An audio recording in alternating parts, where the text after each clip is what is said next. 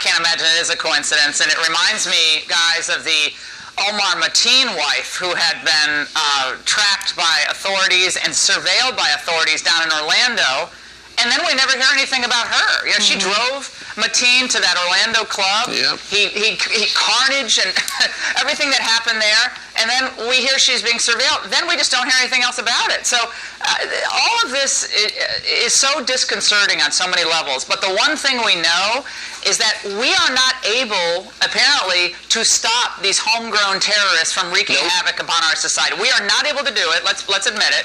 And we can find them after they commit these horrible acts. But we're gonna drop in another 100,000 people whose background we can't really verify. This is just madness. And our lack of action caused this refugee crisis. And now the president's acting like he's got the big heart to accept everyone. Well, if he acted on when his red line was violated, we might have a totally different story. Well, again, this is Trump's point, and it's been his point all along. We have no credibility right now on the world stage. That's why China is mocking us. That's why countries like the Philippines feel like they're within their right to insult us. And our substantive policy has been a chaotic force in the Middle East. We have helped destabilize that region, and chaos as a result across the Middle East, spilling into Europe as now Angela Merkel is feeling the heat from all her stupid refugee decisions, and now coming into the United States. I mean, it's been a domino effect. It's been a domino effect of incompetence and backseat foreign policy, and I think the American people are starting to get really fed up about all of this. Well, the American people will have a choice in a matter of a month and a half. Hillary Clinton is saying, vote for me if you want the same, and if you like the experience that I bring to that position. And then Donald Trump says immigration security is national security. Well, I think Trump is absolutely right. Whether it's our border to the south that's porous, or even our border to the north that's porous, or bringing people into the country who we can't possibly discern their backgrounds, this is a ticking time bomb for the United States. We've had a job security issue, wages still lower than they were in 1999.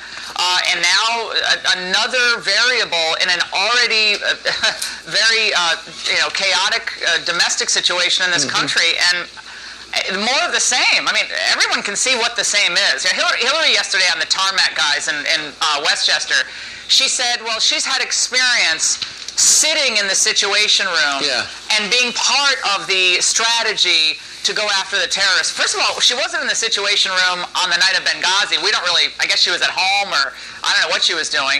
But is that really what we're going to vote for? You sat in the Situation Room. And what exactly happened after that? Worked out so well. Laura, I'm going to play a soundbite from yesterday on this program. Donald Trump was on the channel twice yesterday talking about, given the problems we've got, perhaps we should do what Israel does, and they profile.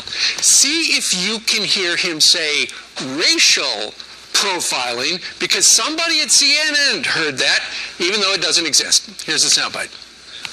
You know, in Israel, they profile. They've done an unbelievable job, as good as you can do. Sure. But Israel has done an unbelievable job, and they'll profile. They profile. They see somebody that's suspicious, they will profile. They will take that person and they'll check out. Okay, so they heard that, and they put this up. Trump defends racial profiling in wake of bombs. There's another full-screen shot that says, Trump says racial profiling will stop terror.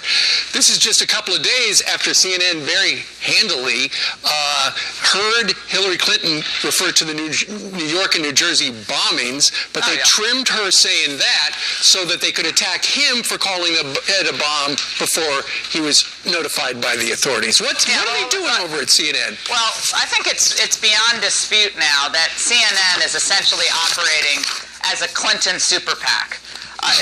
Every move they make, almost every move they make when it comes to editing sound bites or chyroning, that's the title at the bottom of the screen, is going to be geared toward assisting Mrs. Clinton. And nothing could have been more obvious yesterday than that effort to add a racial element. And why are they doing that? They're adding the racial element where Trump never brought it up, because they know that Trump is starting to make headways in the minority community that Right. can't be happy with what's happening to their economic picture or their safety or their schools, and they know he's making inroads. And so this is why they have to say, no, he's racist, he hates you, he's a terrible person, he's mean-spirited. This is all they have. They can't argue the substance, so CNN it's like a combination of Media Matters, MoveOn.org, and a Hillary super PAC all rolled into one. That's essentially what they're operating as. All right, Laura, we want to show you a Facebook post from Kathleen Harrington, who is a Kennedy, Kathleen Townsend, Kennedy Harrington. Yeah. Right. This is a picture that she posted on her Facebook page with George Bush, 41.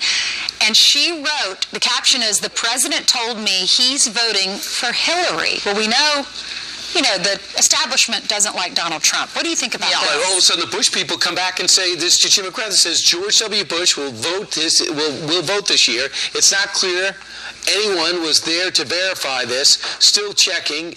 Keep your powder Still dry. checking. And then later on, they said that basically he never committed to voting. He said he's always going to keep it Yeah. secret.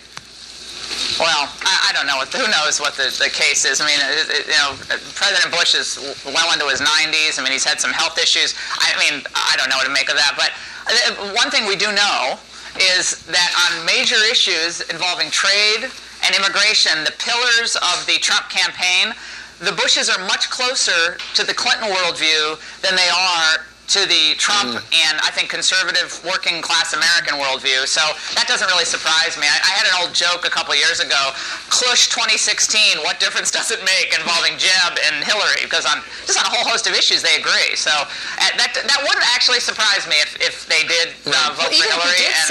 Even if he did say that, Laura, is that really her news to share?